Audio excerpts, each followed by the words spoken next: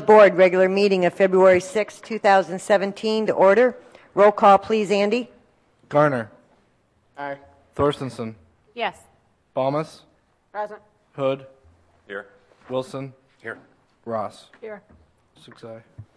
All right, please join me in the Pledge of Allegiance. I pledge allegiance to the flag of the United States of America and to the republic for which it stands, one nation, under God, indivisible, with liberty and justice for all. All right, it is so nice to have a full house. So welcome, everyone. First item of business is always public comment. If you'd like to address the board about a topic that's not on the agenda tonight, you can state your name and address for the record. Name and voluntarily state your address for the record. Good evening. Good evening. My name is Ted Cummings. I live at 7254 Presidential Drive. It's in Washington Park subdivision over on the west side of town, roughly over at Almond and Washington Street. So over the weekend I noticed, as you all are probably aware, there's a pretty good construction project going on along Almond Road. And over the weekend, our homeowners association noticed the treat area, the conservancy area at the tip of our property, that it's actually village owned that we maintain. There's been a significant amount of activity in there relative to the trees. And I'm just really unclear about what's going on over there. And I'm looking for some clarification or insight or information. I'm not sure, but I think somebody had mentioned the possibility of building some kind of a pumping station or a lift station within that treat area. Yes, the village purchased that property quite a while ago for a pumping station. We had an inquiry about 2 weeks ago. I thought we addressed this with, but David can speak better than me. So when you say the village purchased it, as I recall, that property was given to the village when the subdivision was developed 20 years ago. I don't know. It was dedicated as part of when the subdivision came in. It was a dedicated parcel to the village of Gurnee. Okay, that makes more sense than what you said. I'm sorry. So the new water main that's running north and south along Almond Road is basically coming through the village of Gurnee to Lindenhurst, Third Lake, and Grandwood Park. The village of Gurnee has negotiated with Jawa, the water provider, for a new delivery structure to give us another point of delivery into the village of Gurnee. So we had to come up with a location along Almond Road, basically, to have this new delivery structure. So the delivery structure will actually be a subgrade structure, a vault that will house the water meter for the new water that's coming into the village, and all the telemetry that goes along with it. In addition to that, the village will be constructing a above-grade pump station to pressurize a new pressure zone on the west side of Almond Road. So there are some locations west of Almond Road that have less than desirable water pressures. So we're going to boost those water pressures with this new delivery structure, and then we are also planning on building a new water tower at Rollins Road and Knowles Road in that area, up in the northwest corner of the Grand Hunt area. A village of Gurnee water tower, yes, as opposed to a Jawa structure. Correct.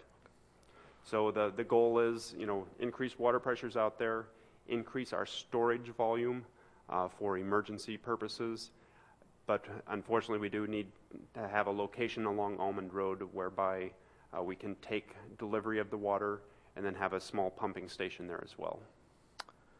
Okay. A couple questions. A pumping station, just generally. Dimensions, what's that all about? It is probably a 20 by 40 building, probably 1,500 square feet. It'll be constructed to look residential in nature. It will be a brick building is what our plan is at this point. Fairly nondescript. Have a driveway to it, but off of Almond Road, but will not typically have any outside interference. Wow. I must have missed this. Was there a hearing about this? There was not a hearing. I believe our village engineer did send a letter out to all of the properties in the vicinity that had a view of this property or that backed up to this property a couple of weeks ago. We have received a couple of phone calls and inquiries about it from that letter, and then we also did receive a couple of phone calls into the office once the equipment was mobilized. Okay. I'm a little bit disturbed and disappointed by this. I will tell you that. I spoke with the project engineer on this project about 2 or 3 months ago, and at that time I was concerned mostly with the removal of the trees in the parkway. Developer planted trees that are 20, 25 years old now that were all cut down. And basically the only ones that were primarily affected along Almond Road were the ones fronting our homeowner association directly across from the middle school there. In a pretty elaborate discussion I had, because I wasn't really familiar with the project, I had asked him about the Conservancy area where there are 100-year-old oak trees in there. And he assured me that they would take whatever steps were necessary and that they would not be affected or impacted. To hear that they're putting in a box down there, and not only that, now an above-grade structure, and from the last several business days have cleared out hundreds of trees probably, I would guess. I'm not, I mean, you may claim they're invasive, they're buckthorn trees, but frankly, it was a natural wooded area that was in the same state since when this was developed. Our covenant for our homeowner association actually requires that we maintain that area in a natural state. That's the language of the association, by a covenant rather, that runs with the land. I understand the village owns it and has owned it since it was dedicated when the development occurred. But we've had the burden of taking care of that area along with the retention area for the last 20 or 25 years. And to have that property now significantly altered without even the benefit of a public hearing, I'm just appalled. I mean, I live in that neighborhood. I don't know what the sight line is, but I drive past it every day, and I had no idea this is what we were talking about. Well, you talked to a project engineer that's running the pipes for Jawa. This is a village project. We would hold a public hearing if the village, it's zoned public for our use, for public amenities. If we wanted to rezone it for residential or for commercial or something like, then you'd hold a public hearing.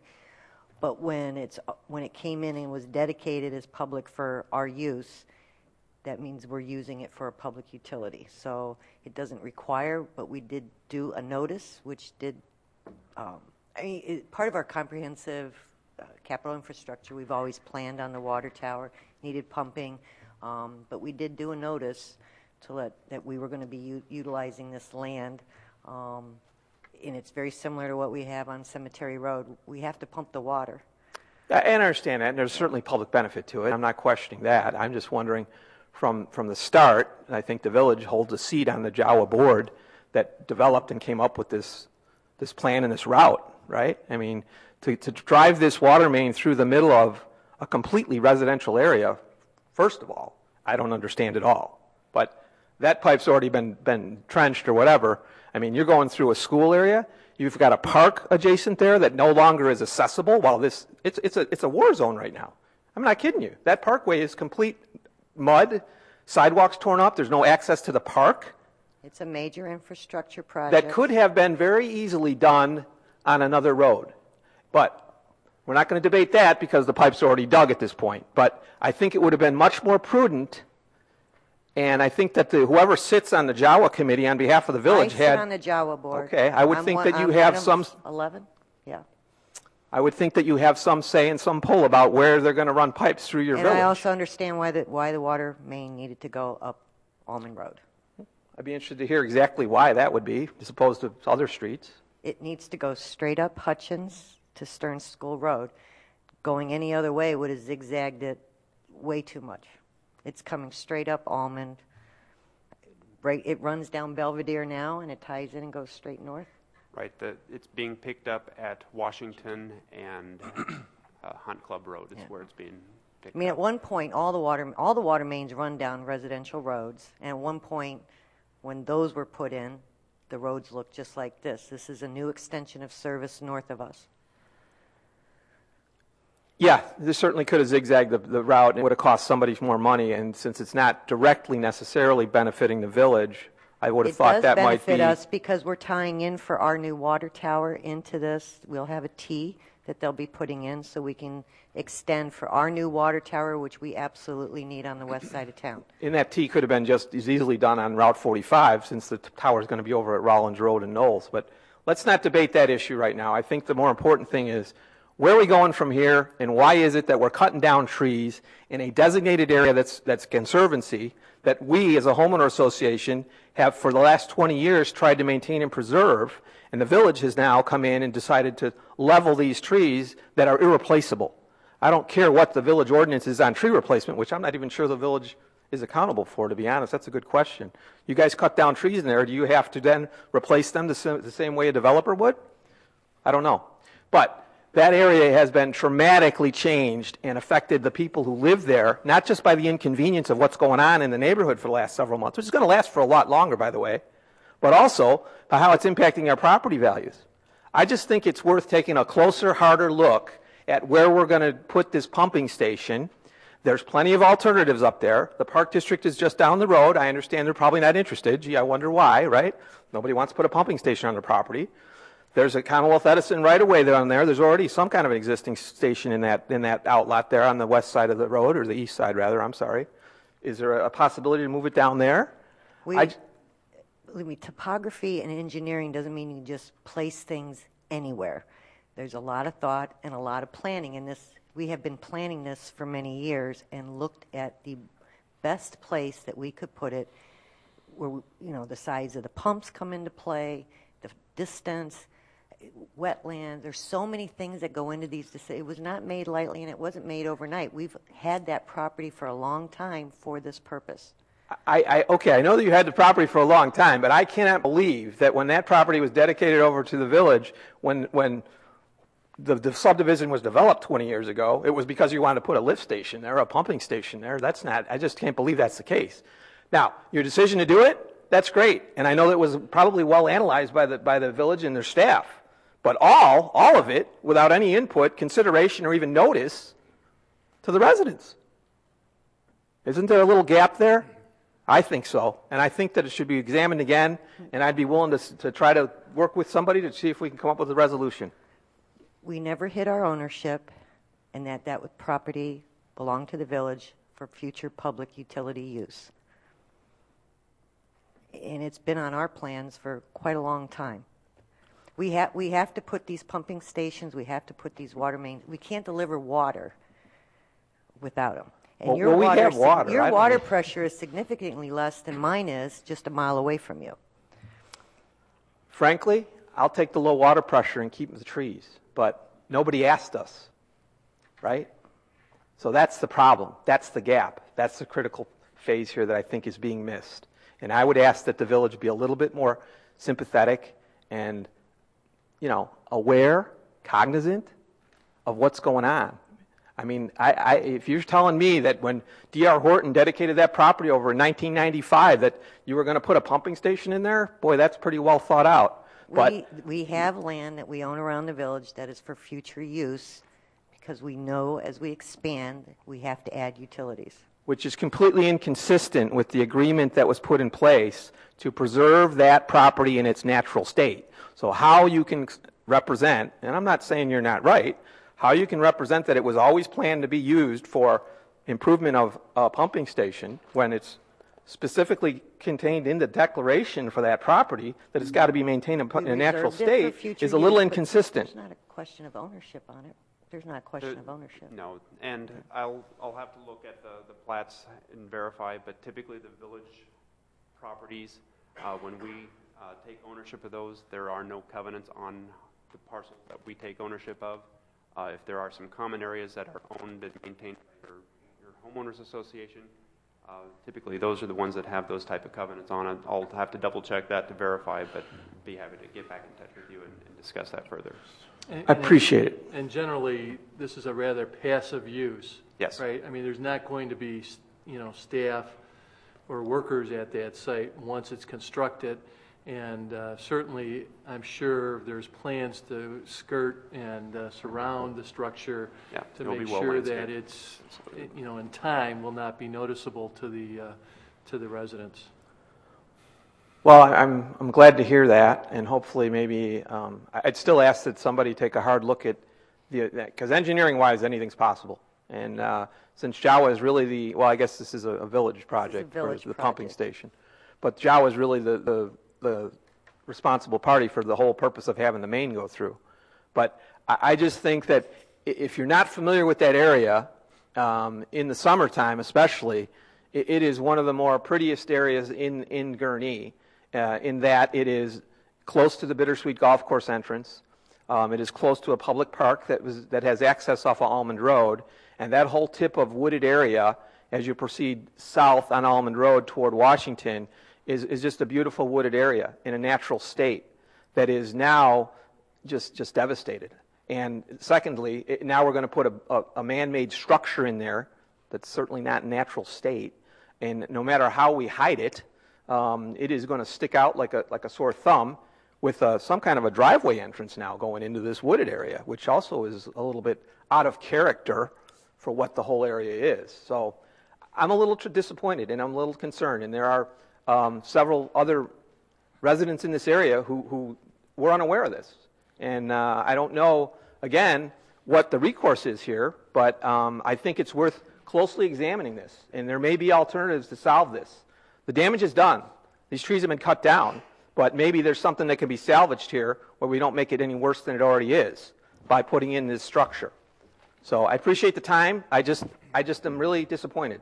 And I would think that and hope that the village board and its staff would be a little bit more cognizant of what the residents' needs are relative to a variety of issues, and allow public comment or to be involved in that process, and not learn about it as we hear chainsaws running and come home and see this area completely gutted. Very disturbing. I'm going to have our assistant, the village administrator, get your information, and we will set up a meeting, David, myself, and the engineer, and we will walk you through the plans all the way back to the beginning. So if you could get his contact, I'll have Donna can set it up tomorrow. Okay? So we'll have you come in and meet with us. Thank you. Any other public comment? Thank you, Jack. All right, and we'll move on to approval of the consent agenda as presented. Do I have a motion to approve? Motion by Trustee Balmas. Second by Trustee Ross. Roll call, please. Andy? Garner. Aye. Thorstensen. Yes. Balmas. Aye. Hood. Yes. Wilson. Aye. Ross. Aye. 6 aye. All right, motion carries. Patrick, please read the consent agenda into the record. Item number 1, approval of the minutes on the January 23rd, 2017 meeting. Item number 2, approval of resolution 2017-02, reallocating 2017 volume cap to the Village of Buffalo Grove, Illinois. Item number 3, approval of a resolution for maintenance of streets and highways by municipality under the Illinois Highway Code 2017 Motor Fuel Tax Program. Item number 4, approval of setting a bid date of April 6, 2017 for the 2017 roadway rehabilitation program. Item number 5, approval of setting bid date of March 9, 2017 for the 2017 roadway reconstruction program. Item number 6, approval of setting bid date of April 3, 2017 for fiscal years 2018 through 2020 mudjacking program. Item number 7, approval of payroll for period ending January 21st, 2017 in the amount of $769,767.60.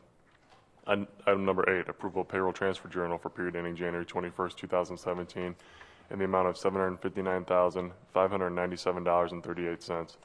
Item number 9, approval of bills for period ending February 6, 2017 in the amount of $1,285,088.81. Thank you, Patrick. Do I have a motion to approve the consent agenda as read into the record? Second. Motion by Trustee Garner, second by Trustee Thorstensen. Roll call, please, Andy. Garner. Aye. Thorstensen. Yes. Balmas. Aye. Hood. Yes. Wilson. Aye. Ross. Aye. 6 aye. All right, motion carries. We'll move on to petitions and communications. The first is approval of a proclamation designating February 5th through 11th, 2017 as Future Business Leaders of America Phi Beta Lambda Week in the Village of Gurnee, and I believe we have representatives from the high school here. If you'd come to the microphone and introduce yourselves. Tell us a little bit about what you have planned for the week, and then I'll read the proclamation into the record. Hi, I'm Morgan Sukamel. Hi, I'm Simran Patel. Thank you for allowing us to make the proclamation that FBLA Week is from Sunday, February 5th until Saturday, February 11th. In honor of this week, we would like to share some information about Warren Township High School's FBLA chapter. This year, we currently have 404 members and are the 6th biggest chapter in our country. We are very proud to have achieved this. Just a few weeks ago, we hosted the Northern Area FBLA Conference at our school. Around 750 students from the surrounding area's FBLA chapters came to compete, attend workshops, and develop business skills. Many of our chapter's members placed and will be traveling with us to Springfield, Illinois for the State Leadership Conference. Following this conference, we will also be traveling to Anaheim, California for the National Leadership Conference. In addition to helping plan and competing at the conference, our chapter members have also been busy volunteering at Sunrise Assisted Living, the Gurnee Park District, and mentoring at Woodland. Personally, my favorite volunteer event was the carnival we held to help raise money for the Caring for Kids organization. We are very proud to have raised over $1,000, which went towards helping underprivileged children receive proper winter essentials. We hope to continue serving the community and teaching our chapter members business skills throughout the duration of the year. Thank you. All right, thank you very much. So I have a proclamation. Future Business Leaders of America Phi Beta Lambda is a nonprofit educational organization whose first chapter was established in Johnson City, Tennessee in 1942. And this organization has grown now to encompass over 250,000 members nationwide in high schools, colleges, universities, career and technical schools, and private business schools. And FBLA is a professional business organization dedicated to bringing business and education together in a positive working relationship through innovative leadership and career development programs. And members perform community service activities and strive to build a student's understanding of the realities of the modern business world. And FBLA teaches high school students basic business and leadership principles and encourages members to develop goals for their future occupations. Now, therefore, I, Christina Kavarik, Mayor of Gurnee, do hereby proclaim the week of February 5th to 11th, 2017, as Future Business Leaders of America Week in the Village of Gurnee. Do I have a motion to approve? So moved. Motion by Trustee Ross, second by Trustee Wilson. All in favor, say aye. Aye. It's your week. Congratulations.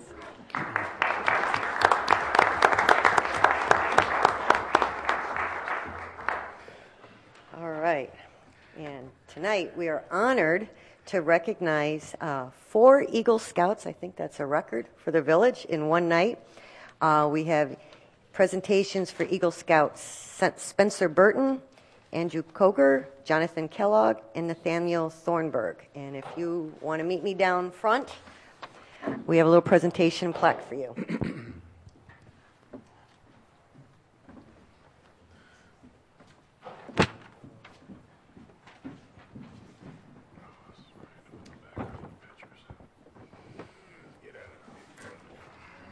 These are in alphabetical order. Okay. All right.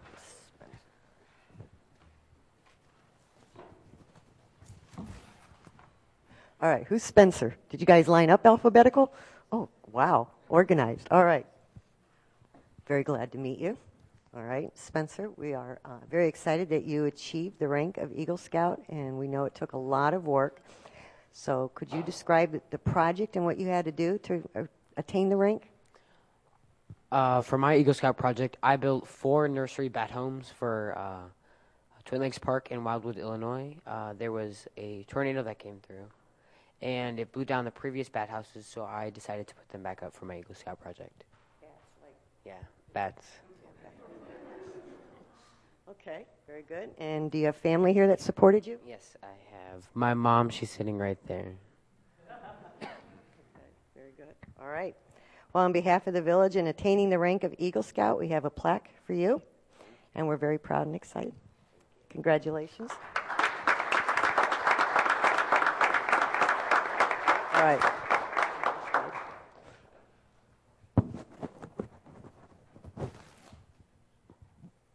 All right.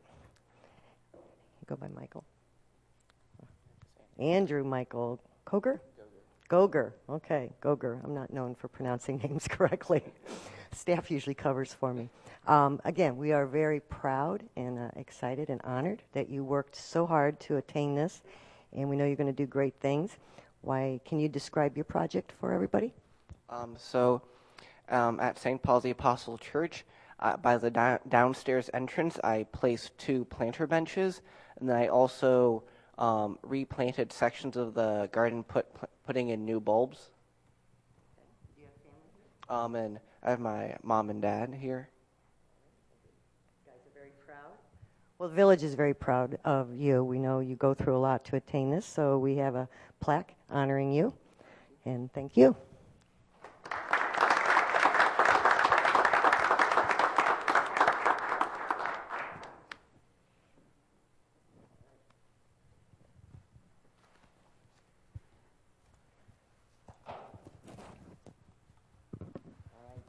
Jonathan Kellogg. I've known you for a really long time, so I'm super proud of you, too. And the village is very proud of you. We know a lot of work goes into this, and you did a project that you can describe for everyone? Yeah, so I had also done 4 nursery bat boxes with the Lake County Forest Preserve. So we were able to hang up 3 of them, and then we donated 1 bat box, as well as some extra money for other Eagle Scouts to do service projects for the Forest Preserve. So bat boxes, like they sleep in them? Yeah, so what the nursery bat boxes do is they provide homes for all of the brown bats in the area. So when other ones get either old or worn down, they have replacement homes that they can just put up right away. Kind of like our senior housing. All right, and I know you have family here. Yeah, so I have my dad, my mom, and my sister. All right, very good. Well, on behalf of the village, we have a plaque for you, and you can hold that, and I know your mom wants some pictures. All right. Congratulations. Last but not least,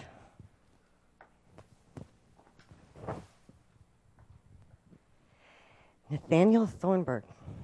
Again, we are very proud of, the village is very proud of you, and we know you worked very hard to attain the Eagle Scout. It takes a lot of dedication, and you did a project. I built a yard waste disposal bin for the United Methodist Church in Libertyville, and also stained their current garbage disposal place. Okay, and you have family here? I have my dad and my mom, who's standing in the center trying to take my picture. All right. Well, on behalf of the village, we have a plaque for you to memorialize your achievement, and we're very proud of you.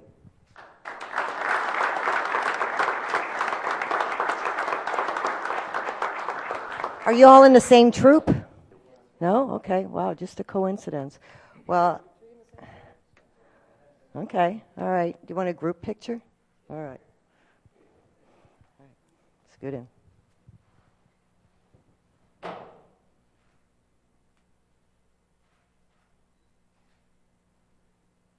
All right, well, the future is in good hands with the 4 of you and your future leadership skills and taking your place in society. So, again, we're very proud of you. Thank you for being here tonight. And we have the holders for these for you guys. So you don't scratch that on the way home. All right.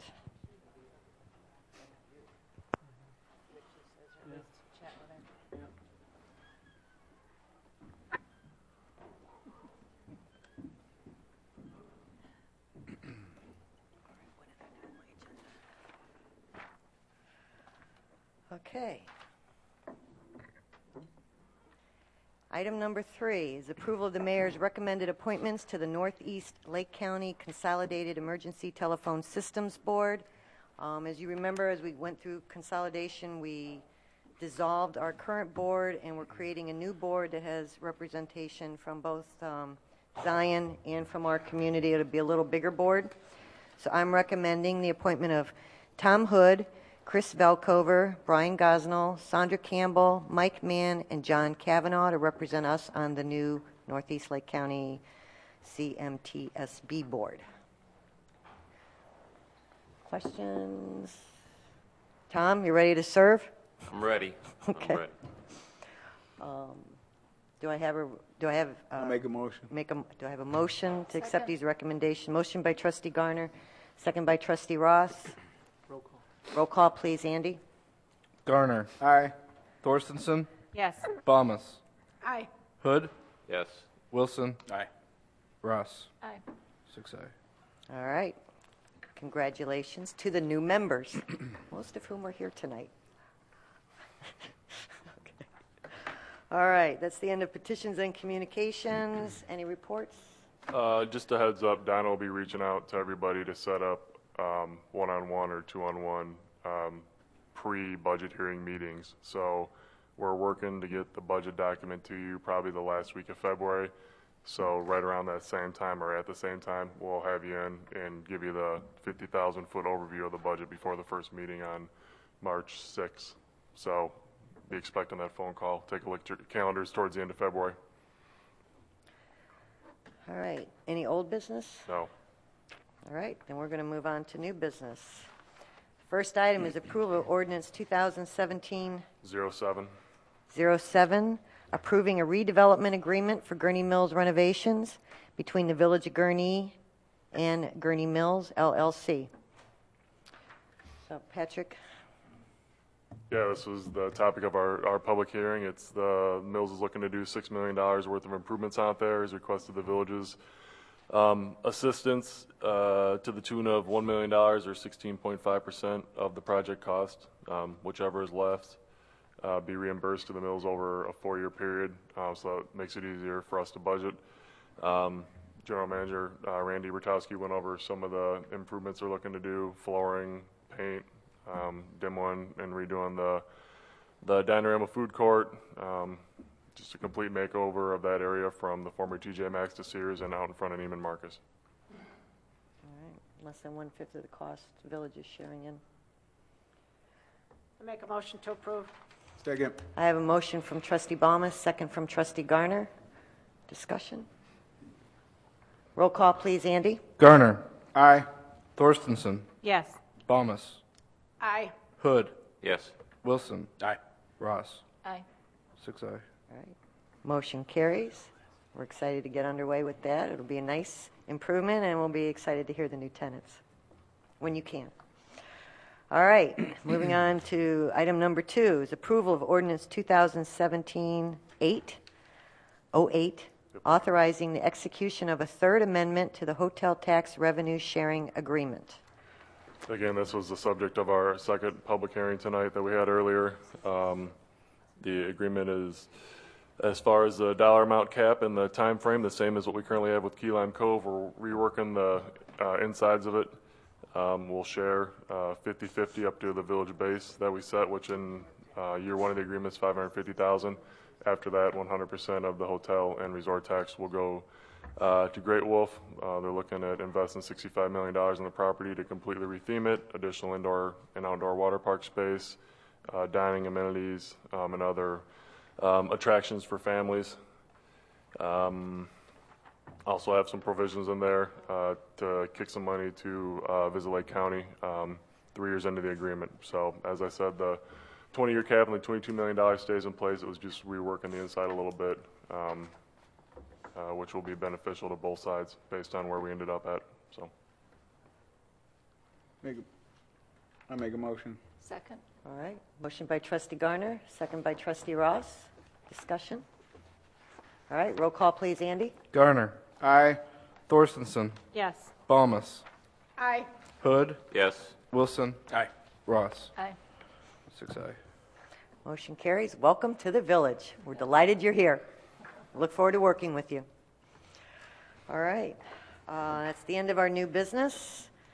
So I'll reopen the floor for public comment. If anybody would like to address the board about any pumping stations in your neighborhood, water mains.